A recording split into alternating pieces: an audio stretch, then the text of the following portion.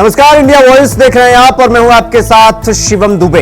Budget कितना आम और कितना खास। केंद्रीय वित्त मंत्री निर्मला सीतारमण ने बजट 2024 और 25 पेश कर दिया। आज यह बजट कुल 48,20,000 करोड़ का है। इस बजट में हर मंत्रालय के लिए अलग अलग फंड की व्यवस्था की गई। बजट में रक्षा मंत्रालय के लिए सबसे ज्यादा प्रावधान किया गया। इस बजट में केंद्र ने राजनाथ सिंह जो कि रक्षा मंत्री हैं, इनको रक्षा मंत्रालय के लिए 4,54,773 करोड़ रुपए आवंटित किए इस बजट में। तो ग्रामीण विकास मंत्रालय को बजट में 2,65,808 करोड़ रुपए आवंटित किए गए। शिवराज सिंह चौहान जो इस वक्त देश के ग्रामीण विकास मंत्री हैं और कृषि क्षेत्र की बात करें तो 1,51,151 करोड़ रुपए आवंटित किया गया कृषि बजट यानी एग्रीकल्चर। इस बजट में 2024 में शिक्षा मंत्रालय को 1,25,638 करोड़ रुपए आवंटित किया गया, यानी कि जितने अलग अलग विभाग हैं उन सबको अलग अलग उनको बजट आवंटित किया गया, लेकिन सबसे ज्यादा रक्षा मंत्रालय। एक तरफ भारतीय जनता पार्टी इस बजट को अब तक का सबसे गजब, सबसे अलग बजट बता रही है और इस बजट के आधार पर बीजेपी के लोग यह कह रहे हैं कि हम बजट में, इस बजट से हम आने वाले समय में 5 ट्रिलियन की इकोनॉमी वाला टच करेंगे। प्रधानमंत्री से लेकर रक्षा मंत्री से लेकर वित्त मंत्री, सब लोग कह रहे हैं कि इस बजट में गरीब से लेकर किसान तक, किसान से लेकर युवा तक, युवा से लेकर सबको, मतलब कोई भी बच नहीं रहा है इस बजट में, सबका ध्यान रखा गया इस बजट में। लेकिन विपक्ष यह कह रहा है कि इस बजट में कुछ नहीं हुआ है, सिर्फ झुंझुना पकड़ा दिया गया।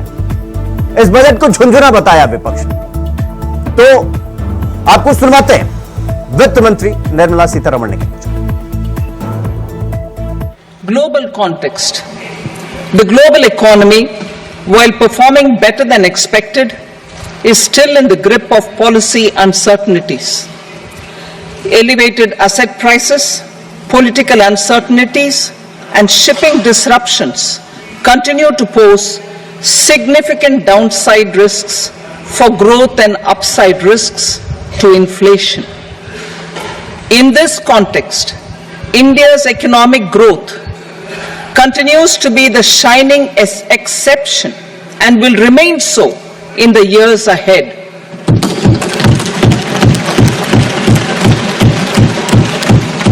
India's inflation continues to be low, stable, and moving towards the 4% target. Core inflation, that is non-food and non-fuel, currently is 3.1%. Happy to announce the Prime Minister's package of 5 schemes and initiatives to facilitate employment, skilling, and other opportunities for 4.1 crore youth over a 5-year period, with a central outlay of 2 lakh crore rupees. I will speak about them shortly, while more details may be seen in the annexure. This year, I've made a provision of 1.48 lakh rupees, 1.48 lakh crore rupees for education, employment, and skilling. Budget priorities. The people have given a unique opportunity to our government to take the country on the path of strong development and an all-round prosperity. Measures for promotion of manufacturing and services, internship in top companies. As the 5th scheme under Prime Minister's package, our government will launch a comprehensive scheme for providing internship opportunities in 500 top companies to 1 crore youth in 5 years.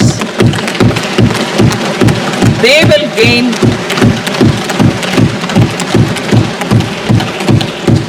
will gain exposure for 12 months to real-life business environment, varied professions, and employment opportunities. An internship allowance of 5,000 per month, 5,000 rupees per month, along with a one-time assistance of 6,000 rupees will be provided. Companies will be expected to bear the training cost and 10% of their internship cost from their CSR funds. Power projects, including setting up of a new 2,400 megawatt power plant at Pir Painti, will be taken up at a cost of 21,400 crore rupees. New airports, medical colleges, and sports infrastructure in Bihar will be constructed. An additional allocation to support capital investments will be provided. The requests of Bihar government for external assistance from multilateral development banks will be expedited.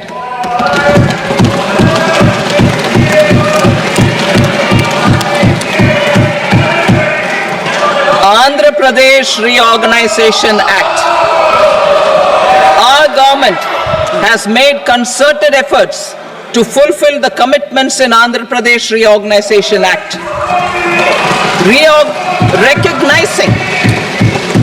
Recognizing the state's need for the capital, recognizing the state's need for a capital, we will facilitate special financial support through multilateral development agencies. In the current financial year, 15,000 crore rupees will be arranged with additional amounts in future years.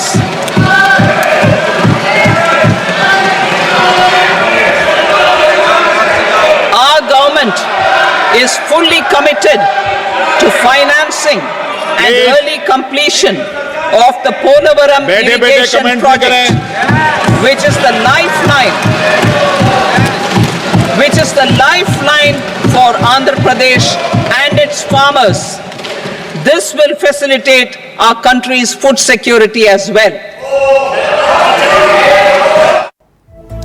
तो वित्त मंत्री निर्मला सीतारमण को सुन रहे थे आप, जहां पर उन्होंने ये कहा कि ये बजट गरीबों के लिए, किसानों के लिए, सबको ध्यान में रखकर बनाया गया।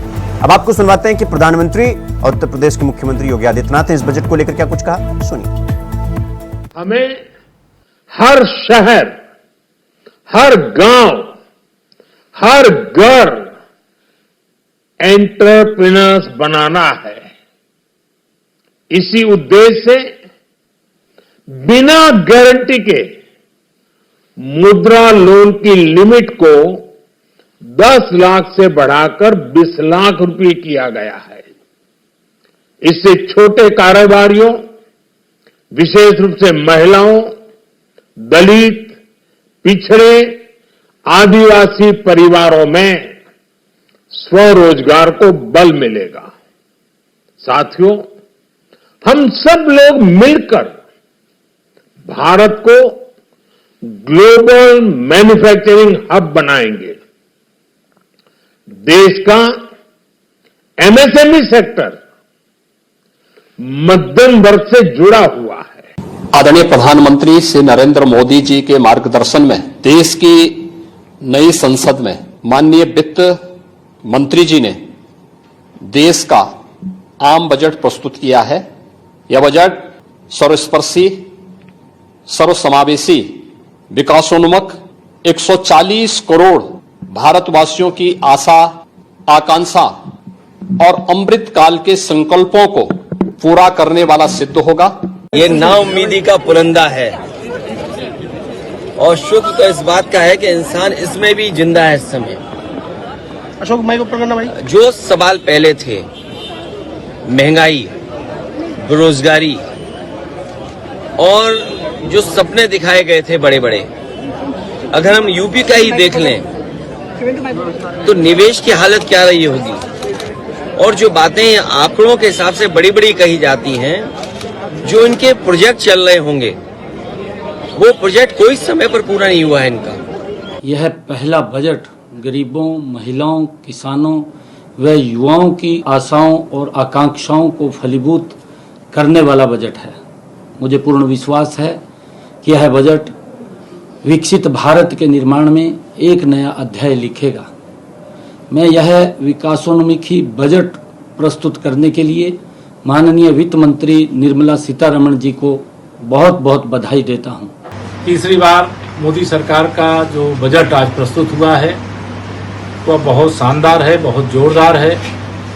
यह विकसित भारत की जहां नींव मजबूती से डालने का काम किया गया है, वहीं विश्व की तीसरी अर्थव्यवस्था के रूप में भारत को खड़ा करने का एक दूरदृष्टा जो नेतृत्व होता है, उसने इस बजट के माध्यम से आज संदेश देने का काम किया है। भारत के माननीय प्रधानमंत्री श्री नरेंद्र मोदी जी के तीसरे कार्यकाल में आज 7वां बजट हमारी वित्त मंत्री भारत सरकार श्रीमती सीतारमण जी ने आज प्रस्तुत किया। सबसे पहले में ये अभूतपूर्व बजट है। इस बजट में झुग्गी झोपड़ी बस्ती गरीब और श्रमिक मजदूरों के लिए 3 करोड़ परिवारों को घर देने के लिए इसमें बजट स्वीकृत किया गया। इस बजट में युवाओं के लिए, शिक्षा के लिए, महिलाओं के लिए, कच्चे छोटे रेडी ठेली पटरी व्यापारियों के लिए, ऐसे आदि आदि क्षेत्रों में ये अपने आप में एक पूर्ण और अभूतपूर्व बजट है। तो बजट पेश हो गया और इस बजट को पेश होने के बाद, इसको देखने के बाद, समझने के बाद 2 धड़ा बना। एक पक्ष यह कह रहा है कि यह बजट अब तक का सबसे बेहतरीन बजट। विपक्ष कह रहा है कि यह बजट के नाम पर झुंझुना, क्योंकि युवाओं की बात नहीं हो रही है, किसानों की बात नहीं हो रही है, तो यह बजट किस काम का। मतलब विपक्षी गठबंधन, इंडिया गठबंधन खास करके इस बजट को मतलब पूरी तरीके से नकार रहा है कि इस बजट में कुछ खास है ही नहीं। तो हम भी आज इसी पर चर्चा करेंगे कि इस बजट में क्या आम है और क्या खास। तो चर्चा में कौन कौन से मेहमान हमारे साथ शामिल हो रहे हैं, आपका एक बार उनसे तारुफ करवा देते हैं। राहुल सिंह, नेता कांग्रेस, दारा सिंह, नेता समाजवादी पार्टी, आलोक पांडे, राजनीतिक विश्लेषक, और शांत प्रकाश जाटव, नेता भारतीय जनता पार्टी। दारा सिंह जी, चर्चा की शुरुआत सबसे पहले आपसे करेंगे। आज वित्त मंत्री निर्मला सीतारमण ने बजट पेश किया, बजट कैसा लगा आपको दारा सिंह जी? पूरे संस्था को नमस्कार और सभी साथियों को नमस्कार। बैठे हुए देखिए, अनिल चौपट ये बजट दारा सिंह जी, आपकी आवाज क्लियर नहीं आ पा रही है, वो ठीक करवा के फिर मैं आपके पास आऊंगा। राहुल सिंह जी, मैं आपके पास आ रहा हूं। यह बजट पेश हुआ तो आप लोगों ने यह कहा कि इस बजट में कुछ है ही नहीं, किसानों की बात नहीं हो रही है, नौजवानों की बात नहीं हो रही है। ये एक तो मुझे यह बताइए कि बजट में किसानों और नौजवानों की बात कहां पर नहीं हो रही है, एक तो यह बता दीजिए, और दूसरा यह बताइए कि बजट कुल मिलाकर यह बजट कैसा लगा? जी, आपके सारे दर्शकों और हमारे सारे पैनलिस्टों को मेरा नमस्कार जी। सबसे पहले मैं आपके पहले सवाल का जवाब दे दूं कि किसानों के लिए इसमें क्या है ना, एग्रीकल्चर में हमें इसलिए लग रहा है क्योंकि किसानों के साथ धोखा हुआ है।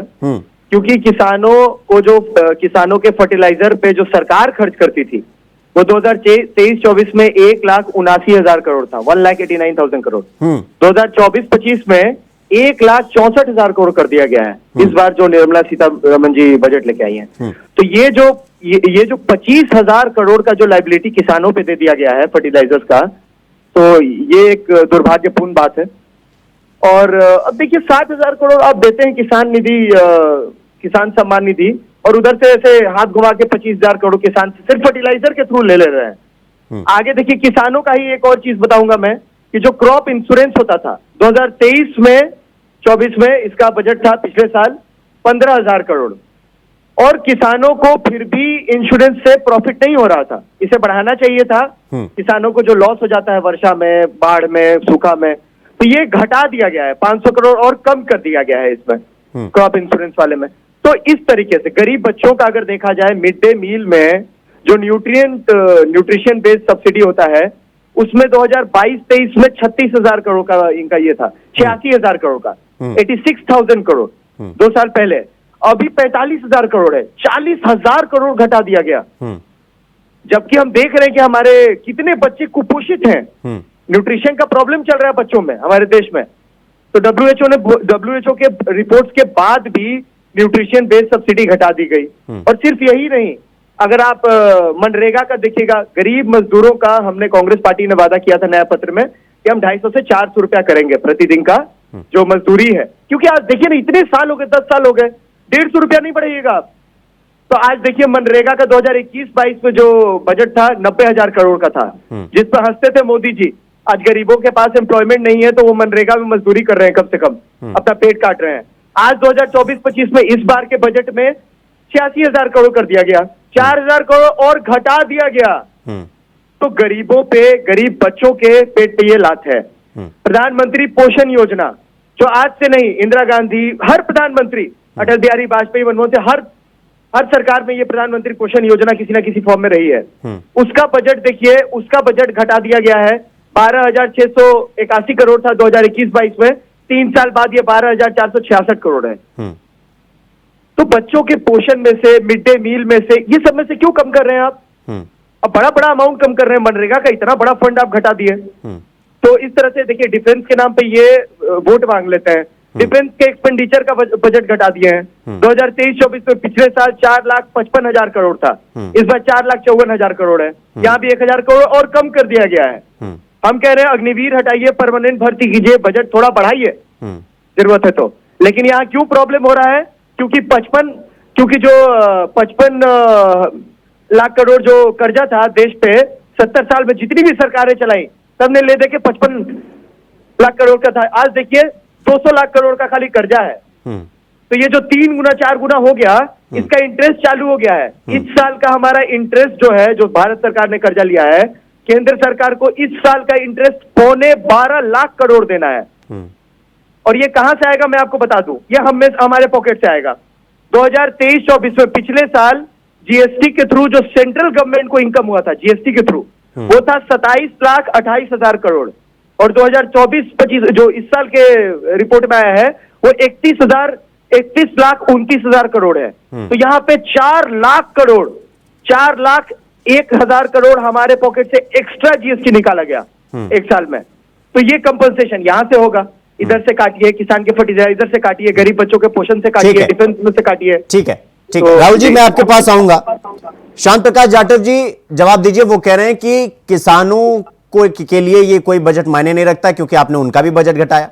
डिफेंस के नाम पर आप लोग वोट मांगते हैं, उनका भी बजट घटाया। वो मतलब एक तरीके से इस बजट को पूरी तरीके से ये बता रहे हैं कि ये बजट नहीं, शिगुफा है, जो अखिलेश यादव जी भी कह रहे हैं उत्तर प्रदेश में। दरअसल हमारे जो कांग्रेस के जो मित्र हैं, या आज पूरा दिन हम जो विपक्ष के बयान सुनते रहे हैं, तो ये चाहते हैं कि गरीबी खत्म करने का एक ही मात्र तरीका है कि हम मुफ्त में पैसा बांटे, 8500 रुपया पर मंथ उन लोगों को दें। उनको निर्भर न बना, आत्मनिर्भर न बनाए, वो कमाना ना सीखे। इन लोगों का मानना ये है। क्या ये इनके हाथ में बजट होता तो क्या ये लोग जो है मुफ्त में पैसा बांटते? उसको 250 बनाए रखने से कैसे वो आत्मनिर्भर बन जाएगा सर? सुन ले, कोई बात नहीं। अनएम्प्लॉयमेंट 6.7% है। भैया सुन लो, 11 करोड़ लोग अनएम्प्लॉयड हैं। अरे सुन लो, 1 करोड़ को अगर इंटर्नशिप का वो मौका दे रहे हैं, और उसमें से भी कह रहे हैं कि जो बजट में कुछ नहीं है, जो सीएसआर का फंड, जो टॉप 500 कंपनी जो सीएसआर का फंड देती है, उसी फंड में से इन लोग को मिल जाएगा, इन लोग का 5,000 रुपया जो महीना देना है। और 1 करोड़ युवकों को, बाकी के 10 करोड़ लोगों का क्या होगा? 11 करोड़ लोग अनएम्प्लॉयड हैं। तो सर मैंने तो खाली आंकड़े बताए हैं। देखिए यहाँ पे विपक्ष की बात। राहुल जी, श्याम प्रकाश जाटव जी को जवाब देने दीजिए। मैं तो खाली आंकड़ों में बोल रहा हूँ, जहाँ जहाँ कमी आई है। भैया आंकड़े तुम ये बताओ ना कि 8500 रुपए कैसे देते? पोषण सर, बच्चों के आप ये बताओ कि जो है ना राहुल जी, आप ये बताओ कि 8500 रुपया कैसे देते? करके यहाँ बैठ करके पोषण का बजट है उसके ऊपर टीका टिप्पणी कर रहे हैं, बना रहे हैं। आप बताइए, आप बताइए देते पैसा? ये मुफ्त में पैसा बांटने की जो घोषणा कीजिए, 17 लाख करोड़ कैसे माफ हो जाता है? कॉर्पोरेट बोल रहे हैं बातें कर रहे हैं, पता कुछ है नहीं, केवल जनता को गुमराह करने की कोशिश में है। आपका बजट में सर डिफेंस का जो बजट है, गरीबों के फर्टिलाइजर का एक्सपेंडिचर क्यों कम कर दिया? अरे तुम ये बताओ ना कि ये तुम 8500 रुपए कहां से लाते? सर आप गरीबों के फर्टिलाइजर की बात कर रहे हो तो फर्टिलाइजर को सत्यानाश करके मुफ्त में पैसा बांटते नहीं कॉर्पोरेट जो बिजली फ्री देने की बात कर रहे थे तो वो पैसा यहाँ से बांटते कि नहीं बांटते? एक सिस्टमेटिक तरीके से। अरे चुप रहो, सर, आप कर्ज लेके रोड बना रहे हैं और इंटरेस्ट लेने के लिए फिर कर्ज ले रहे हैं। ज्यादा नहीं बोलते, चुप रहे। 4.9 पे हो गया है आज के समय में जो बजट निर्मला सीतारमण जी ने पेश किया है सर, वो पूरी तरीके से विधिवत है और हर क्षेत्र में पैसा पहुंचाया भी गया है। सर, पिछले साल रेलवे सेफ्टी के लिए 560 करोड़ का बजट था, और वो पैसा स्वयं जमा पा रहे हैं। उस जीरो हो गया है। पैसा कुछ कम किया गया है। किसको दीजिएगा? एक बहुत ही सदा हुआ और सबके पास तक पहुंचने वाला बजट है। जिस तरीके से डिफेंस के सेक्टर में आपको पता है कि डिफेंस जब हमें राफेल चाहिए था, जब हमारे पास जैकेटें नहीं थी बुलेट प्रूफ, हमें बजट बढ़ाना था। आज वो सब चीजें हमारे पास में मौजूद है। हम आज अपना प्रोडक्शन कर रहे हैं डिफेंस सेक्टर में, तो बात हम अपने जहाज बना रहे हैं। जरूरत है ऐसे में परमानेंट भर्ती करने की जरूरत है भैया। इतने आतंकवादी हमले हो रहे हैं, आप कह रहे हैं कि हमने सब कुछ कर दिया है डिफेंस में। चुप रहो, तुम्हारे टाइम में कोई पैसा नहीं होता था। तुम्हारा जो है ना डिफेंस मिनिस्टर कहता था कि पैसा नहीं है। तुम्हारे टाइम में प्रधानमंत्री ने हमेशा ये कहा, बताइए ना सर, पैसा पेड़ पौधे होता है। 200 लाख करोड़ पूरे देश को पंगु बना रखा था और बैठे हैं यहाँ पर जो है ना लंबी बातें करने। 200 लाख मालूम कुछ है नहीं, इस साल का इंटरेस्ट पौने 12 लाख करोड़ है। उतना कम क्यों हो गया? अरे पूरे देश को पंगु बना रखा था। आज देश में बड़े इंफ्रास्ट्रक्चर और हर चीज को हमने डेवलप किया है। और देखिए, अगर इस प्रकार से बजट पर बात करनी है तो कोई फायदा नहीं है। आप बच्चों के पोषण का सब्सिडी छीन ले रहे हैं। अरे देखिए राहुल सिंह जी एक एक करके बात करते हैं। श्याम प्रकाश जाटव जी को अपनी बात रख लेने दीजिए, फिर मैं आपके पास आऊंगा। आपको जो आपत्ति दर्ज करानी हो, आपको रखना हो अपना पक्ष, आप रख लीजिएगा। एक एक करके बात शुरू करते हैं सर। आंकड़ों में मैंने जहां ठीक है, एक सेकंड श्याम प्रकाश, नाम सेम है तो आपको जवाब देना चाहिए विपक्ष का। ठीक है, देखिए राहुल सिंह जी, देखिए एक एक करके बात रखेंगे। अभी 2 मेहमान और हैं हमारे पास, हमारे साथ 2 मेहमान और हैं। मैं आप दोनों के पास आऊंगा, दारा सिंह जी मैं आपके पास आ रहा हूं। ये बजट, ये जिस तरीके से अखिलेश यादव ने कहा कि ये सिगुफा है एक तरीके का, ये बजट नहीं है। कृपया ये समझाने की कोशिश करिए कि ये बजट सिगुफा किस लिए है और कहां कहां आपको लगता है कि इस बजट में ये चीज होनी चाहिए थी और वो नहीं है। आप इस बजट से क्या समझते हैं? देखिए, सबसे पहले तो मेरी आवाज आ रही है जी? देखिए, अभी जैसे कि भारतीय जनता पार्टी के प्रवक्ता काफी बोल रहे थे कि चुप चुप चुप, विपक्ष को कब तक चुप कराओगे? जनता की आवाज होती है विपक्ष, ये भाषा का प्रयोग नहीं करना चाहिए। दूसरा, आपने 10 बजट पास किए, उसमें कितने किसानों की आय दुगनी हो गई, कितने स्टूडेंट का लाइफ बच गया। हमें मानते हैं कि अगर हम अपनी जमीन बेचकर अपना घर बनवाते हैं और या फिर हम अपनी बहन बेटियों की शादी करते हैं तो ये सरकार का कौन सा योगदान है? पिछले 10 सालों में आंकड़ा आप देख लीजिए, किसान कितनी जमीन बेच चुके हैं, उनकी कितनी दुगनी आय हुई थी। दूसरा, मनरेगा की बात आती है तो मनरेगा में आपने कितना काम दिया? सारे काम तो आप जैसे ही से कराते हैं। तो ये जो इनका बजट आया है, तो अभी एक शादी हुई है, बहुत चर्चित शादी हुई है, उनके जितने कार्ड बचे हैं ना, एक कार्ड भरकर ये बजट बचे। तो ये अपने मालिक को खुश करने के लिए सिर्फ ये बजट जो है, भारतीय जनता पार्टी कुछ नहीं कह ले, मगर ये बजट उस भरपाई को पूर्ण करने के लिए हुआ है ना, किसान का इससे भला होगा। आज इन्होंने कहा कि शिक्षा में जो शिक्षा पूरे देश में फ्री करने की बात कही थी इंडिया गठबंधन में, इन्होंने उससे लोन देने की बात कही। पहला तो यही शर्मनाक बयान है कि आप बताइए शिक्षा के लिए लोन दे सकते हो, क्यों? क्योंकि उससे आपको दुगना वसूलना है। अब जो बच्चा शिक्षा लोन लेकर शिक्षा ग्रहण करेगा, आप उसको नौकरी भी नहीं देते हो, उससे पकौड़ी तलवाओगे, पकौड़ा तलवाओगे, नाली से गैस बनवाओगे, तो कहाँ भविष्य जा रहा हमारे देश का? दूसरी चीज ये कह रहे थे कि अभी इनकी जो वित्त मंत्री जी पूरा भाषण देते हैं हर बार बजट में, हमारे देश में कितना किसान है और कितना पढ़ा है, हाई स्कूल इंटर तक में जा पाया होगा किसान, और उनका भाषण होता है इंग्लिश में। अच्छे अच्छे लोग नहीं समझ पाते कि इंग्लिश क्या होती है। जब हमारी मातृभाषा हिंदी है तो आप ये बजट हिंदी में क्यों नहीं लाती हो? और ये आप इंग्लिश में ही क्यों बोलते हो? क्या आप विदेशी हो, भारतीय नहीं हो? ठीक। और आपका बजट इंग्लिश में ही क्यों आ रहा है? ठीक और जो है, इतिहास ठीक है दारा सिंह जी, मैं आपका ये सवाल जो है वो कि भैया बजट है अंग्रेजी में क्यों, हिंदी में क्यों नहीं, ये तो मैं पूछ लूंगा। आलोक पांडे जी, मैं आपके पास आ रहा हूं। देखिए, बजट पेश कर दिया गया, सत्ता पक्ष ये कह रहा है कि बजट बहुत अच्छा है, किसानों के लिए, नौजवानों के लिए, सबको देखकर ये बजट बनाया गया। प्रधानमंत्री खुद कह रहे हैं कि ये देश को आगे बढ़ाने का काम करेगा और ये बजट किसानों पर, नौजवानों पर, उनको सबको फोकस में रखकर ये बजट बनाया गया और ये बजट बहुत अच्छा है। आप इस बजट को देखने के बाद, इस बजट को प्रस्तुत करने के बाद, इस बजट को देखने समझने के बाद आपको क्या लगता है, ये बजट अच्छा है मतलब पिछले बजट से? और इस बजट में क्या वाकई में किसानों के साथ और बाकी जो ये रक्षा मंत्रालय में बजट में कमी आई, इनको लेकर ये बजट वाकई में ये सिगुफा है या बजट बेहतरीन है? आलोक पांडे जी, देखिए, बजट की अपनी एक भूमिका होती है। सरकार एक साल के लिए अपने लक्ष्य रखती है कैसे खर्च करेगी जी। तो भारतीय जनता पार्टी का जैसे बजट है, अब विपक्ष जिस तरह से शोर मचा रहा है, जैसे राहुल गांधी ने कहा कि हमारे संकल्प पत्र की ये कॉपी है, तो अब हमारे कांग्रेस के भाई कह रहे हैं कि इसमें बहुत कमी है, उधर राहुल गांधी ट्वीट करके कह रहे हैं कि हमारी कॉपी है। तो मेरे ये समझ में नहीं आ रहा है कि अगर इंटर्नशिप पे अगर आपको बोलना है सर, आप बोल लीजिए, मैं चुप हो जाता हूँ। आप बता रहे हैं बोले मेरे, अब इनको बुलाइए। कॉपी करने की कोशिश की गई है लेकिन इनसे हुआ नहीं। एक सेकंड राहुल जी एक एक करके बात रखते हैं ना। आलोक जी को बोलने दीजिए। देखिए, ऐसे इंटरफेयर करेंगे तो फिर चर्चा अच्छे से नहीं हो पाएगी। आलोक जी को बोलने दीजिए, फिर मैं आपके पास आऊंगा ना, आपको मौका दूंगा पूरा। राहुल जी, आलोक जी बोलिए जी, क्योंकि मैं ऐसे डिबेट नहीं करता कि फिर बीच में वोट होगा। नहीं, आप बोलिए, आप अपनी बात रखिए जी। मेरा मानना है कि कम से कम कांग्रेस पार्टी में ये यूनिटी तो होनी चाहिए।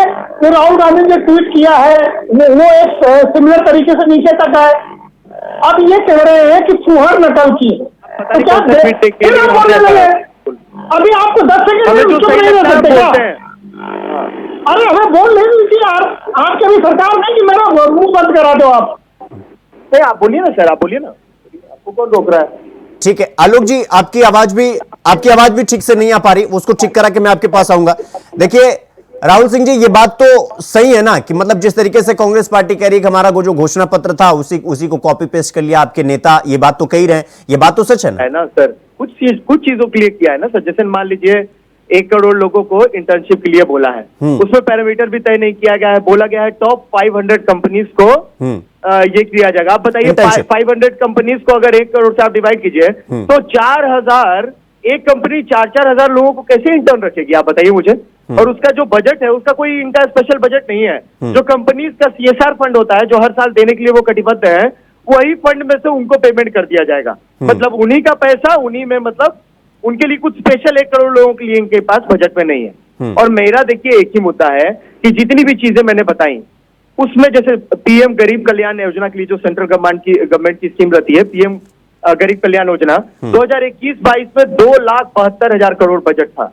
आज देखिए 2 साल बाद ये 2,02,000 करोड़ पे आ गया है। 70,000 करोड़ रुपया कम कर दिया गया। क्या हमारे सारे गरीब सशक्त हो गए क्या? तो हम बस इतना ही कहना चाह रहे हैं कि गरीब बच्चों के खाने में से पैसा निकालना, गरीब बच्चों के पोषण सब्सिडी में से, न्यूट्रिएंट सब्सिडी में से पैसा निकालना, गरीब कल्याण योजना का 70,000 करोड़ ऐसे कम कर देना, रेलवे सेफ्टी का जो 560 करोड़ रुपया का पिछले साल का बजट में था इस बार 0 है। बताइए, फर्टिलाइजर में 25,000 करोड़ रुपया कम कर दिया गया जो फर्टिलाइजर में केंद्र सरकार लगाती है। तो मैं यही कह रहा हूं कि इन चीजों पे केंद्र सरकार के अगर रिप्रेजेंटेटिव है आप, तो आप जवाब दीजिए। मुझ पे खिसला के या विपक्ष को कोस के कुछ फायदा नहीं है। ठीक है, यही कह रहा हूं। ठीक है राहुल जी, मैं आपके पास आऊंगा। आलोक जी, आप अपनी बात रखिए। आप सुन पा रहे हैं मुझे? तो मेरा कहना यह है कि कांग्रेस पार्टी को यह मानना है कि गरीब कभी कम नहीं हो सकता। 50 साल से इन्होंने कभी गरीबी कम नहीं की, तो अगर गरीब कम हो रहा है तो उसका रेशियो भी कम होगा। अब कांग्रेस ने तो इस देश में सबसे लंबा शासन किया ना, आपने तो कितने गरीब फिर शुरू हो गया आपके पास। आपको बोलने के लिए बस केवल आप हम ही मिलते हैं ना टोकने के लिए। ऐसा करिए आप इनिशिएटिव 2021 में होना था। आप ऐसा करिए, आप इनिशिएटिव करेंगे और यही बोलेंगे, आप तो कोई बोलेगा नहीं। कैसे बोल सकते हैं? अरे हम कैसे नहीं बोल सकते हैं? आप अपनी कैसे बोल सकते हैं सर? आप अपने बोलेंगे, मोदी जी की तरह बोलिए। नहीं सर, कैसे आंकड़ा होगा ना सर। पहली बार गरीबी रेखा से लोग नीचे आए, पहली बार डिबेट कर रहे हैं आप सर, बताइए सर। अरे मैं जो बोल रहा हूँ मुझे बोलना दीजिए, डेटा करिएगा, कौन सा डेटा के थ्रू बता रहे हैं? हर एक के बीच में बोल रहे हैं, हर एक को मैंने इतने सारे आंकड़े दिए, आप एक पे भी जस्टिफाई नहीं कर पा रहे। डिबेट करने आए यहाँ पर और सबके बीच आप जवाब देने नहीं आए सर, मैं तो क्वेश्चन देने आया हूँ। इतनी सारी चीजों में गरीबों के पैसे क्यों कम कर दिए गए? बच्चों के पोषण का पैसा क्यों कम कर दिए? अरे मैं कह तो रहा हूँ कि वो सिंपल चीजें पूछ रहा हूँ। जो गरीबों को फूड सिक्योरिटी बिल में जो पैसा था, आपका प्रश्न उसमें भी कम कर दिया है आपने। बीजेपी से पूछिए, मुझे अपना बोलने दीजिए। आलोक जी बोलना रख रहे हैं तो मैं 50 साल आपने शासन किया, कितनी गरीबी दूर हो गई? अगर आपने गरीबी दूर कर दी होती तो ये लोग नहीं आती इस देश में। पूछिएगा ना सर, पूछिएगा ना, 55 लाख करोड़ से 200 लाख करोड़ तक पहुंच गए। आपकी नेता पे देखिए सर, आपको अगर लगातार बोलना है तो आप बोल लीजिए, सबका म्यूट बंद कर दीजिए। 11 साल पहले चला गया करने की परंपरा तक नहीं मालूम है। सरकार से क्वेश्चन कर सकते हैं टॉपिक पे, कांग्रेस की गणना में जो लोगों को जेल में भेज देती है, बोलने नहीं देती है। बच्चों के न्यूट्रिशन सब्सिडी की बात उठाई, बोलिए ना सर। आप अपने काम में बोलिए, आपको डिबेट करना नहीं आता, कांग्रेस से कभी नहीं आ रही है। आप मेरे साथ नहीं है, आप पब्लिक के स्पीकर है, आप पब्लिक के अरे साथ। मैं जो बोल रहा हूँ बोलने तो दीजिए, आप क्यों होते हैं उसे डिसाइड करेगी? कोस रहे हैं सर। अरे भाई एंकर इसको चुप कराइए। 7वां बजट निर्मला सीतारमण लाई। एक सेकंड देखिए राहुल सिंह जी देखिए, आलोक जी को बोलने दीजिए, उनकी बात हो जाने दीजिए, फिर मैं आपके पास आऊंगा, आपको पूरा मौका दूंगा। आलोक जी, राहुल जी आपको पूरा मौका दूंगा। आलोक जी बोलिए। भाई अब इनका म्यूट करा दीजिए। मैं जी बोलिए, आप बोलिए। इनकी नेता ने कहा था विपक्ष के लिए कि ये कहते हैं इंदिरा हटाओ, मैं कहती हूँ गरीबी हटाओ। कांग्रेस के शासनकाल में जितनी गरीबी रही है उतनी कमी नहीं रही। जब मनमोहन सिंह प्रधानमंत्री थे 12वें 11वें नंबर में इकोनॉमी थी देश की, आज 5वें नंबर पर इकोनॉमी है। तुम्हारा प्राइम मिनिस्टर जो पढ़ा लिखा प्राइम मिनिस्टर था, फिर शुरू हो गए। भुखमरी में कितने नंबर पे है? फिर बताइए ना, शुरू हो गए ना। मुझे बोलने नहीं देते। ये कांग्रेस का चरित्र है। आप 11 साल पहले की सरकार को पूछिएगा तो हम तो बोलेंगे सर, लगातार हारते रहेंगे। ये 11वां साल है, जीतेंगे नहीं। 11वां साल है। आप कांग्रेस और बीजेपी छोड़िए, गरीबों का देखिए, गरीब को बनाया जा रहा है, आपको ऐसे ही बढ़ रही है, बजट में गरीबों का हक और कम किया जा रहा है। ऐसे ही राजतंत्रात्मक चरित्र रहा। आप गरीबों के साथ तो नहीं लग रहे हैं सर, आप पार्टी छोड़िए, आप किसी के साथ भी नहीं है सर, आप गरीब के साथ तो नहीं है। बच्चों के न्यूट्रिशन का सब्सिडी घटा दिया गया, आपको बुरा नहीं लग रहा है? इसके साथ में गरीबों का फूड सब्सिडी कम कर दिया गया, आपको बुरा नहीं लग रहा है? तो क्या गरीब कम नहीं हुआ क्या इस देश में? गरीबी बढ़ती कौन सा है। डेटा सर बताइएगा तब, गरीबी कम हो गया, अनएम्प्लॉयमेंट कम हो गया, कौन सा डेटा आ गया आपके पास? कौन क्या देख लें सर? आप क्या देख लें सर, बताइएगा क्या देख लें? अरे पूरे देश में पूरी इनकम देखिए, गरीबों की संख्या लगातार कम हुई है। अरे भैया आप कुछ भी बोल रहे हैं। अच्छा आपने तो सर्वे तक नहीं कराया, 2021 में कराना था। अंदाज पे कब तक झूठ बोलिएगा जनता से? अरे भाई जनगणना 100 साल पहले, तब 100 साल बाद भाई भुखमरी में आज हमारा देश बद से बदतर पे चला गया। बताइए ना, 113 नंबर पे है 125 कंट्रीज में। फिर झूठ बोल रहे हैं। उसमें जो एसबीआई इंडेक्स है कितने नंबर पे है? एसबीआई इंडेक्स हाँ, ग्लोबल हंगर इंडेक्स में कितने नंबर पे है बताइए? चलिए हंगर इंडेक्स का देश बताइए, देश क्या है ग्लोबल एसबीआई इंडेक्स का? अरे भैया आपसे बढ़िया बांग्लादेश है। देश बताइए, आपसे बढ़िया बांग्लादेश है। ग्लोबल हंगर इंडेक्स का किस 4 पॉइंट बताइए, किस आधार पर एसबीआई आता है? अरे भैया बताइए। अरे भैया स्मृति ईरानी वाला बात कर लीजिए। आप सुनिए ना, आपकी महिला और बाल विकास मंत्री क्या चीज बोली थी ना कि फोन पे कुछ लोगों से पूछा जाता है कि भूख लगा है कि नहीं। मैं बताता हूँ आलोक जी राहुल जी, देखिए आलोक जी राहुल जी दोनों से मेरी विनम्र विनती है। देखिए ये जो आप जनरल नॉलेज वाला क्विज है, इसे थोड़ी देर बाद हम खेल लेंगे। और सर इस पे आप, मुझे पता आपके भी 100 नंबर आएंगे आलोक जी, और आपके भी 100 नंबर आएंगे। ये सरकार के सर नहीं ठीक है। देखिए राहुल सिंह जी एक एक करके अपनी बात रखते हैं। देखिए शांत प्रकाश जाटव जी हैं, दारा सिंह जी भी हैं, काफी देर से हैं, अब इनके पास नहीं जा पाए क्योंकि आलोक जी की बात लेनी है। आलोक जी की बात पूरी होने दीजिए, मैं आपके पास आऊंगा। राहुल जी सबसे ज्यादा मौका मैंने आप ही को दिया है। आलोक जी अपनी बात पूरी कर लें, फिर मैं आपके पास आऊंगा। जी आलोक जी क्रिटिसाइज कर लीजिए, मैं कुछ नहीं बोलूंगा। जी बोलिए आलोक जी, बोलिए। सकते हैं आप लोग सर। अब ये आप लगातार बोलो फिर भी करो, कुछ नहीं बोलेंगे राहुल जी, नहीं बोलेंगे, बोलिए। आप क्या बोलिएगा? बोल रहे हैं। पे चले गए, आप लोग को शहीदों का भी कोई कद्र नहीं है। आप लोग को शहीदों का कोई कद्र नहीं है। आपने ले रखी है ना देश की, अभी तो 99 आए आपके, और आपके लिए के बाद भारत रत्न देते हैं। अब देश के शहीदों से आपको नफरत है। जवाहरलाल नेहरू तो सरकार का यूनियन बजट तो एक सेकंड राहुल जी, आलोक जी, अब आप दोनों रुकिए। मैं शांत प्रकाश जाटव जी के पास जा रहा हूं। शांत प्रकाश जाटव जी, जिस तरीके से राहुल जी कह रहे हैं कि किसानों की बात नहीं हो रही है क्योंकि आपने मनरेगा को भी प्रभावित किया है, आपके इस बजट से उनको भी प्रभावित हुआ है। उन्होंने रक्षा बजट को भी लेकर कहा, आपने उनको भी कम कर दिया। और फिर इसके बाद कई योजनाएं आपकी वो गिनवा रहे हैं कि भाई आप जैसे कह रहे हैं इंटर्नशिप 500 कंपनियों में करना है। अब जितने बच्चे हैं 4-4 हजार बच्चे हो जाएंगे, कहां से इंटर्नशिप करेंगे, कैसे क्या होगा, यानी कि वो ढेर सारी खामियां बता रहे हैं आपके बजट में शांत प्रकाश जाटव जी। और आप अपने बजट को कैसे सही मानते हैं वो एक्सप्लेन कर दीजिए एक बार। देखिए, इन्होंने क्या कभी इस प्रकार की इंटर्नशिप योजना शुरू की थी? नहीं की थी ना। हमने शुरू की है, जो भी परिणाम होंगे उसको हम देखेंगे।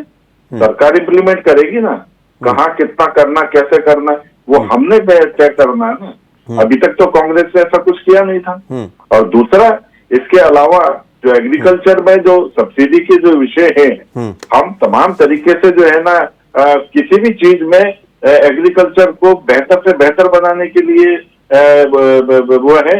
और हम तिलहन और दलहन की तरफ जो है किसान को मूव करने का पूरा प्रयास कर रहे हैं ताकि हम तिलहन और दलहन पर आत्मनिर्भर बने। आज हमें दालें और तेल जो है दूसरे मुल्कों से आयात करनी पड़ती है, जबकि हमारे पास में गेहूं और चावल का बफर स्टॉक बहुत अच्छी तरह। शांत प्रकाश जी देखिए, एक मिनट मेरी बात सुन लें। नहीं, अभी आपको ठीक है, बोलिए आप अपनी बात रखिए, बोल रहा हूँ ना। ठीक है, बोलिए। नहीं तो आप नहीं बोलना तो फिर नहीं, बोलिए आप अपनी बात रखिए, बोलिए। तो जिस तरीके से एग्रीकल्चर सेक्टर में हम एमएसपी बढ़ा रहे हैं और 32 से ज्यादा फसलों के ऊपर भी हमारी गवर्नमेंट ने आज योजना बनाई है जिस पर काम करेंगे, इससे डेफिनेटली जो है किसान का उत्पादन भी बढ़ेगा और किसान की आर्थिक स्थिति भी बेहतर होगी। इसके साथ साथ हम जैसे बात कर रहे हैं डिफेंस सेक्टर में अभी तक हमारे पास जैकेट तक नहीं होती थी, वही पुरानी 303 राइफलें होती थी। आज हमारे पास में आधुनिक हथियार हैं, उसके लिए हमने शुरू में बजट बढ़ाया। आज वो सब चीजें हैं हमारे पास। आज हम जो है ना विदेश से राइफल लाने के लिए पैसा नहीं था हमारे पास। हमने आज राफेल ला करके और उसके बाद में आज हम जनता राफेल बनाने, जहाज बनाने की भी योजना हमने शुरू कर दी और आज हम जहाज बना रहे हैं। तो जाहिर सी बात है कि ऐसे में उतना ही बजट की आवश्यकता है जिस बजट में डिफेंस सेक्टर को चलाना है। कम करने की तो मंशा किसी तरीके का प्रावधान रखा ही नहीं गया है। और कह रहे हैं सर, इसके अलावा हाँ, सुन लें मेरी बात को। इसके अलावा हर सेक्टर में अदरवाइज सर हम जो है इलेक्ट्रिसिटी के सेक्टर में जैसे सोलर पैनल हम घरों पर 1 करोड़ घरों पर हम फ्री लगाने की योजना बना रहे हैं और हम इसको शुरू कर देंगे। सरकार ने उसके लिए बजट खोल दिया। जाहिर सी बात है, जब 1 करोड़ घरों के ऊपर सोलर पैनल फ्री नहीं है सर, उसमें जनता से आप पैसे ले रहे हैं, आप कुछ % दे रहे हैं। हम फ्री नहीं, आत्मनिर्भर होंगे, हम अपने बिजली के उत्पादन में आत्मनिर्भर होंगे। सर गरीब मजदूरों का मजदूरी आप नहीं बढ़ा रहे हैं, मनरेगा का पैसा कम कर रहे हैं, इससे आत्मनिर्भर कैसे होंगे मजदूर, बताइए। अरे वो किसान मजदूर का है, किसान भी तो 60% सामान्य मजदूर नहीं है, वो किसान मजदूर है। और वो 25,000 करोड़ फर्टिलाइजर में कम कर दिया है, ठीक है, क्रॉप इंश्योरेंस में 500 करोड़ कम कर दिया है। कैसे किसान को सब आप बताइए ना, उसके लिए परेशान मत हो। अरे भैया, अगर कम पड़ता है तो उसको रिवाइज किया जा सकता है। राहुल जैसी बातें मत करो, राहुल जैसी बातें मत करो। राहुल गांधी जी कन्याकुमारी से कश्मीर तक भारत जोड़ने चले और आप लोग, आपकी योगी सरकार, मोदी सरकार लोगों को नेम प्लेट लगाने के लिए बोल रही है, तो नफरत फैलाने का काम सदियों से चला आ रहा है। यार नफरत तो जनता के लिए क्या करेंगे? बच्चों का न्यूट्रिशन बेस्ड सब्सिडी छीन ले रहे हैं। तुम लोग पीएम गरीब कल्याण योजना का 70,000 करोड़ कर दिए 3 साल में। 70,000 करोड़ पीएम गरीब कल्याण योजना में कब हो गया? 3 साल में, तुम्हारे लेकिन आप बोल रहे हैं कि सब चंगा थी। पीडीए करने से कुछ नहीं होने वाला। रेलवे इतने एक्सीडेंट हो रहे, ट्रेन इतने टकरा रहे हैं, आप बताइए रेलवे में पिछले साल 560 करोड़ का रेलवे सेफ्टी का बजट था, प्रावधान दिया इस बार जीरो कर दिया क्या? जो है पूरी तरीके से सेफ्टी का बजट जीरो क्यों कर दिया इस बार? और जिस तरीके से हमने you can not question the government, education sector में हमने जिस तरीके मोदी से काम सरकार का करा यही है, तो बात है, यू आर जो जेयर ऑफ हमने क्वेश्चनिंग मोदी गवर्नमेंट, उसका benefit you can question Indira government, Rajiv Gandhi का ठीक है राहुल जी, श्याम प्रकाश जी, मैं आप दोनों के पास आऊंगा। आप लोग मोदी और इसके अलावा ठीक है। 3 करोड़ जो है बेघरों को घर देने की बात कही ठीक है श्याम प्रकाश जी, राहुल जी, मैं आप दोनों से विनती करता हूं, मैं आप दोनों के पास आऊंगा। दारा सिंह जी, मैं आपके पास आ रहा हूं। देखिए, अखिलेश यादव जी ने कहा कि ये किसी भी प्रकार से ये बजट नहीं है, ये सिगुफा है, क्योंकि इंडिया गठबंधन वालों ने कहा ये झुंझुना है बेसिकली और कोई बजट है। देख लिए पिछले बजट की तुलना में बीजेपी कह रही है कि ये बजट और बेहतरीन है, किसानों के लिए है, युवाओं के लिए है। हालांकि जैसे कि राहुल जी कह रहे हैं कि किसानों का बजट घटा दिया, मनरेगा की जो राशि मिलती थी उसको घटा दिया। क्या वाकई में जिस तरीके से बजट पेश किया गया, एक पक्ष कह रहा है बजट अच्छा है, तमाम जो वित्त मंत्रालय है या एक तरीके से कह लीजिए कि जो इकोनॉमी के समझदार हैं वो ये कह रहे हैं कि बजट बेहतरीन है। अब मुझे ये नहीं समझ में आ रहा है कि विपक्ष कह रहा है कि बजट में कुछ है ही नहीं, लेकिन एक तरफ ये दूसरा धड़ा ये जो कह रहा है कि बजट पिछली सरकार में जो पिछले बार जो बजट आया था उससे बेहतरीन बजट है ये। दारा सिंह जी, बजट जनता निर्भर करती है कौन सा सही है कौन सा खराब। जब बजट की समझ में नहीं आ रहा जनता के तो क्या बताएंगे, पहला काम। दूसरा ये बताइए कि शिक्षा को लेकर बता रहे थे, अभी कई आंकड़े दिखा रहे थे, हमारे भारतीय जनता पार्टी के दोनों प्रवक्ता इस चैनल पर आज बैठे हुए हैं।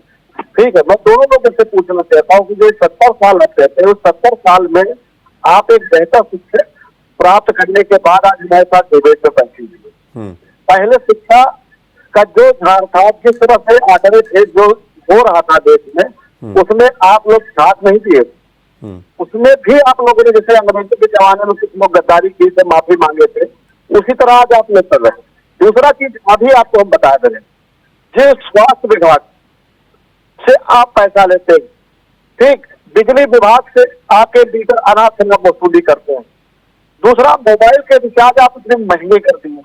किसान के जिस खाते में पैसा नहीं उसको आप माइनस करते 8,000 6,000 हो गया माइनस लोगों का। ये चीज पहले जान लीजिए, ये उन लोगों को बता रहा हूँ जो यूनिवर्सिटी से पढ़ के आए हमारे पास डिबेट करने। ठीक है, दूसरा चीज, दाल इतनी महंगी कर दी, पेट्रोल इतना महंगा कर दिया, डीजल इतना महंगा कर दिया। भैया ये बात इधर आप पकड़ा रहे हो सस्ता करा के फ्री में देकर और इधर वसूली कर रहे हो। आप बता दीजिए कि आपके राशन से हमारा लड़का क्या पीएचडी कर लेगा? नहीं कर पाएगा। आपके राशन से क्या हमारे बच्चा सर्जरी करवा लेगा कोई गंभीर बीमारी का? नहीं करा सकते। आपका जो आयुष्मान कार्ड का आपने ढिंडोरा पीटा था उसमें कितनी बड़ी घोटाला हुआ। और आपके उत्तर प्रदेश के कितने मंत्री हैं जो इस समय भ्रष्टाचार, क्या घोटाला हुआ है दारा सिंह जी बताएं? आप पहले सुन लीजिए, हम आयुष्मान में क्या घोटाला हुआ ये तो बताएं। अरे पहले सुन तो लिया करो, अभी आ जाएंगे तो मरे हुए लोगों का सर्जरी हुआ है और ये नहीं नीति आयोग का रिपोर्ट बताता है, सरकार का रिपोर्ट है, नीति आयोग का रिपोर्ट है। बता दीजिए, आपको चाहिए तो पीडीएफ कर सकते हैं, भेज सकते हैं सर आपको। क्या क्या घोटाला क्या हुआ बताए ना। एक नंबर पे लाखों पेशेंट्स के नाम मरे हुए लोगों का सर्जरी करने का 1 करोड़ नकली जो है ना घोटाले हुए हैं राशन कार्ड निकले थे उत्तर प्रदेश में, मालूम है?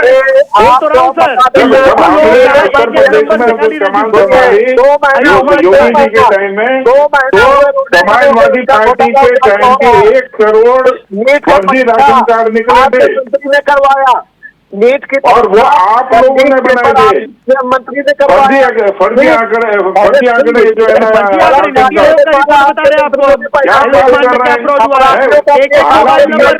सबसे ज्यादा नकलें आपके टाइम में हुई। आप नीट कर रहे हैं सबसे ज्यादा। आपने नकल विधेयक को खत्म किया 1993 में। राजीव यादव जी ने नकल विधेयक खत्म किया। आज बात कर रहे हैं ठीक है, एक सेकंड देखिए, राहुल जी, दारा सिंह जी और शांत प्रकाश जी, देखिए आप तीनों शांत हो जाइए, मैं आलोक जी के पास जा रहा हूं, फिर मैं आपके पास आऊंगा शांत प्रकाश जाटव जी। आलोक जी, मेरा सवाल यह है कि देखिए, जब भी कोई बजट पेश किया जाता है, ये तो जाहिर सी बात है कि कंपैरिजन तो किया ही जाता है कि मतलब 23-24 में कितना बजट था, तो 24-25 का कंपैरिजन एक बार किया जाता है। और कंपैरिजन करने के बाद जो राहुल जी कह रहे हैं, कुछ बातें तथ्यात्मक रूप से सत्य भी हैं, कुछ चीजें हैं। अब मतलब अब मैं आपसे यह जानना चाह रहा हूं कि इस बजट में कुछ लूप होल्स हैं या कुछ ऐसा है, कुछ मतलब कोई विभाग ऐसा है, कोई योजना ऐसी है जिसमें बेहतरी किया जा सकता था और उसको लेकर विपक्ष लगातार हमलावर है और वो जायज है?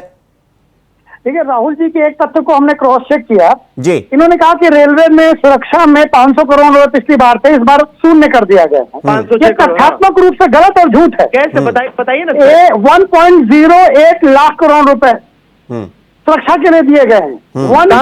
इस बार के रेलवे बजट में मैंने आपके इंडिया वाइस चैनल को भेज दिया है और आप कहें तो मैं अभी दिखा सकता हूँ।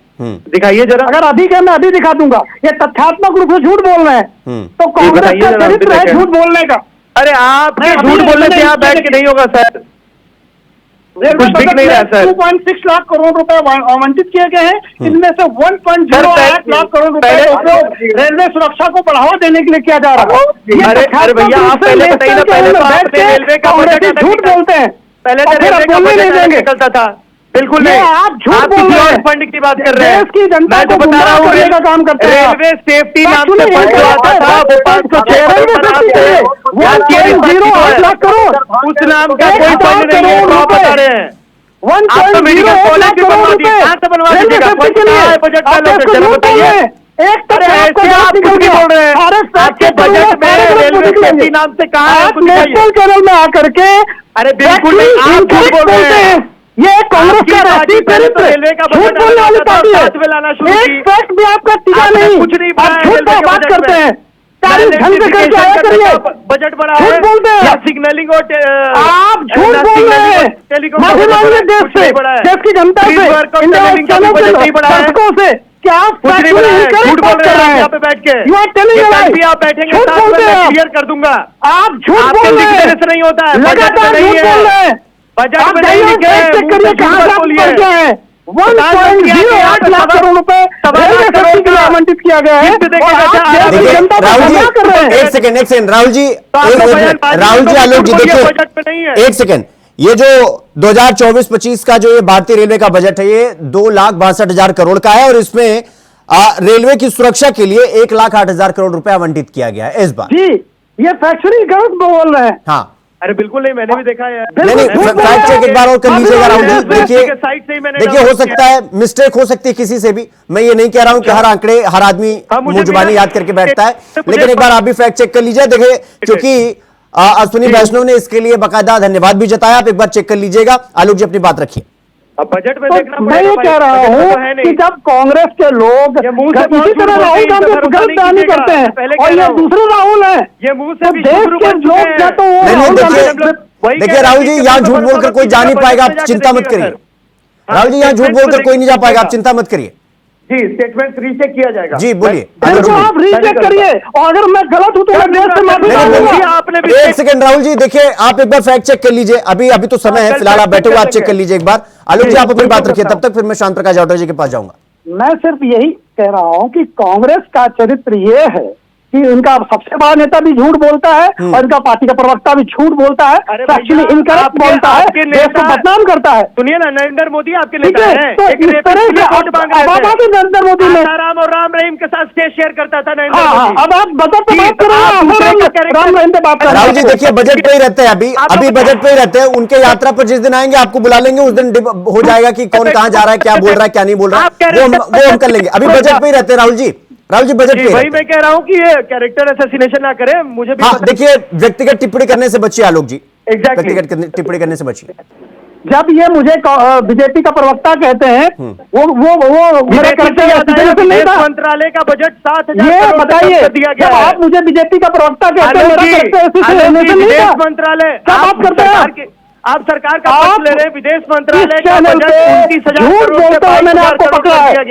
आपने 10 बार कहा, 10 बार कहा। एक सेकंड आलोक जी, राहुल जी, मैं आप दोनों के पास आऊंगा। शांत प्रकाश जाटव जी, मेरा सवाल यह है कि विपक्ष जिस तरीके से यह कह रहा है कि इस बजट में सिर्फ 2 राज्यों के लिए खास प्रावधान और खास ध्यान भी दिया गया है वित्त मंत्री के द्वारा, और वो है आंध्र प्रदेश यानी टीडीपी आपकी सहयोगी दल, और वो दूसरा बिहार और नीतीश कुमार। आप विपक्ष ये कह रहा है कि ये दोनों राज्यों पर खास ध्यान इसलिए दिया गया है क्योंकि सहयोगी है, और नीतीश को तो यह भी कहा जा रहा है कि देखिए स्पेशल स्टेटस तो आपको मिला नहीं राज्य का, और आपको बजट तो मिल गया है, हम तो कह रहे हैं आप छोड़ ही दीजिए। मतलब विपक्ष पूरी तरीके से यह कह रहा है कि 2 जो आपके सहयोगी दल हैं उन्हीं सरकारों पर ध्यान दिया गया है, पूरा बजट उन्हीं पर था, यह कह रहा है विपक्ष। आप पर यह गंभीर आरोप लगा रहा है शांत प्रकाश जी। क्या हिमाचल प्रदेश को नहीं दिया गया? हिमाचल प्रदेश को भी दिया गया, वहां पर कांग्रेस की सरकार है ना, और निर्मला जी ने तो उनका हिमाचल प्रदेश का नाम दे दिया। तो इस प्रकार की बात कहना वो तो इनकी फितरत है। और जिस तरीके से झारखंड और क्या नाम है बिहार अलग हुए, उसके बाद बिहार में वाकई इंफ्रास्ट्रक्चर एस्टेब्लिश डेवलप करने की रिक्वायरमेंट थी, और आज अगर वो स्टेप उठाया गया है तो मैं समझता हूँ कि बिहार वासियों के लिए बहुत बड़ा दुखद। शांत प्रकाश जी, एक सवाल है, 2023 और 24 के बजट में ये बिहार के लिए कितना दिया था आप लोगों ने? जो आज दिया गया है मैं उस पर बात कर रहा हूँ। एक बार फैक्ट चेक कर लीजिएगा। देखिए, अगर सवाल खड़े होते हैं ना तो इसीलिए खड़े होते हैं क्योंकि अचानक से जो ये प्यार उमड़ आता है राज्यों पर, वो साफ साफ दिखता है। आंध्र प्रदेश के लिए 2023-24 में कितना बजट था? देखिए, एक बात बताऊं मैं आपको जी। पहले जो बजट जो कलेक्शन आता है उसके आधार पर बजट बांटा जाता है। जब हमने 2014 में सरकार बनाई तो हालत हमें मालूम थी, आपको भी मालूम थी कि हम किस कदर जो है कांग्रेस के द्वारा कर्ज में डूबे हुए देश थे, और मनमोहन सिंह खुद बोले कि हमारे पास। एक सेकंड राहुल जी, एक सेकंड राहुल जी, एक सेकंड बहुत ठोस कदम उठाए, और ठोस कदम उठाने के बाद शांत प्रकाश जाटव जी, देखिए बिहार पिछड़ा राज्य में आपकी बात मान रहा हूं, देना चाहिए, दीजिए, इंफ्रास्ट्रक्चर पर दीजिए, एग्रीकल्चर पर दीजिए, वेलफेयर पर दीजिए, जितना मन करे उतना दीजिए, बिहार को जरूरत भी है सर। लेकिन अचानक से जब प्यार उमड़ता है ना तो आपके जो विरोधी है वो देख रहे हैं कि भाई अचानक से 10% वाला प्यार 90% में कैसे तब्दील हो गया। वो क्यों विरोधी बने हुए हैं? वो हमारे साथ में वो देखे ना कि क्या जितनी योजनाएं हैं, क्या तेलंगाना और कर्नाटक के लोगों को नहीं मिलेंगी? जो जितनी योजनाएं घोषित की गई है, जो मकान, जो 4 करोड़ मकान, जो 3 करोड़ मकान बनाने की जो घोषणा की गई है, क्या ये कांग्रेस शासित राज्यों में या टीएमसी शासित राज्यों में? बिल्कुल बना है, आपसे ज्यादा आवास बनाया प्रधानमंत्री। और अरे छोड़ो यार, बच्चों वाली बात कर रहे हो, बड़े हो जाओ, बड़े हो जाओ, आपको समझ में आएगा। चुप रहो। प्रधानमंत्री आवास योजना का बजट जो है सिर्फ इनफैक्ट क्या है, ये वो नौजवान बच्चे हैं जिन्होंने 2014 से पहले का देश देखा नहीं है। 2014 से पहले का देश जो है वो गड्ढों में सड़कें ढूंढने वाला देश होता था। 1.5 किलोमीटर सड़कें ये रिपेयर नहीं कर पाते थे। आज गले में ये फटका डाल करके, और जिस तरीके से डिबेट को डिरेल कर रहे हैं, उस वक्त में देश को इन्होंने डिरेल किया हुआ था। देश दुर्गति में था, देश की हालत बुरी थी, देश में जो दुर्गति देखी वो इनके टाइम में जो है ना कांग्रेस के टाइम में देखी। 2017 में पी चिदम्बरम क्या कह रहे हैं कि ये जो है डिजिटल ट्रांजेक्शन नहीं हो पाएगा क्योंकि हमारे पास में इंटरनेट फैसिलिटी नहीं है, मगर मोदी जी ने कहा कि नहीं, डिजिटल ट्रांजेक्शन होगा, और डिजिटल ट्रांजेक्शन उन्होंने करके दिखाया। और आज हम दुनिया में नंबर 1 देश है जो डिजिटल ट्रांजेक्शन में है। आज वो जो है ना पी चिदम्बरम जी जो है उनकी बात झूठी साबित हो गई। तो इस प्रकार की बात। ठीक है शांत प्रकाश जी, राहुल जी, ठीक है, ठीक है। दारा सिंह जी, मैं आपके पास आ रहा हूं। देखिए, बजट जब भी आता है जाहिर सी बात है कि जो स्कीम है, जो योजनाएं हैं, और कुछ नई योजनाएं भी आती हैं, किनको किसी का बजट बढ़ाया जाता है, थोड़ा घट बढ़ सकता है। दारा सिंह जी, क्या ये बजट देखने के बाद क्या ये वाकई में लगता है ये बजट शिगुफा है और इस बजट में कुछ है नहीं किसानों के लिए? देखिए, आज ही बजट आया है और आज ही आपको पता चल चुका होगा कि कैसा बजट है। ठीक है, आदिवासियों के लिए कुछ नहीं है, किसानों के लिए कुछ नहीं है, दलित भाइयों के लिए इसमें कुछ नहीं है। इसमें सिर्फ एकल कंपनी, जियो कंपनी, कुछ लोगों का फायदा होगा। जो गुजरात मंडल की ठेकेदारी है वो सिर्फ मजबूत होंगे। और ये जितना बजट आया है, हम आपको बता दे रहे हैं, आज से 1 हफ्ते बाद आप फिर से डिबेट कर लेना इस पर। 1 हफ्ते बाद इस बजट का बंटवारा सिर्फ इन्हीं लोगों के कुछ लोग हैं जो मालिक हैं, नरेंद्र मोदी जी के जो मालिक हैं, उन तक ही सीमित रह जाएगा। न इसमें किसानों का फायदा होना है, नौजवानों का होगा।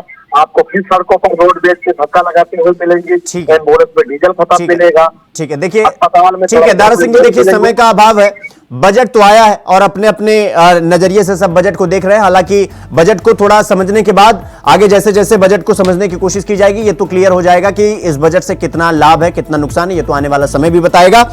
राहुल जी आपका बहुत बहुत धन्यवाद, दारा सिंह जी आपका भी, आलोक जी आपका भी, शांत प्रकाश जाटव जी आपका भी चर्चा में शामिल होने के लिए, हमको समय देने के लिए आप सबका बहुत बहुत धन्यवाद। तो बजट को लेकर विपक्ष का यह कहना है कि भाई जो सहयोगी दल है इन बजट में उन्हीं का ध्यान रखा गया है, उन्हीं राज्यों का भला हुआ है, बाकी बजट में किसान और नौजवान और बाकी सब को कोई फायदा नहीं बजट से। जबकि सत्ता पक्ष ये कह रहा है कि ये बजट बेहतरीन है, बजट बहुत ही लजीज है। तो अब देखने वाली बात होगी कि आगामी समय में बजट कितना कारगर साबित होता है और बजट कितना आम बनता है और कितना खास। चर्चा में फिलहाल अभी के लिए बस इतना ही। देश और दुनिया की तमाम खबरों को देखने के लिए देखते रहिए इंडिया वॉइस। नमस्कार।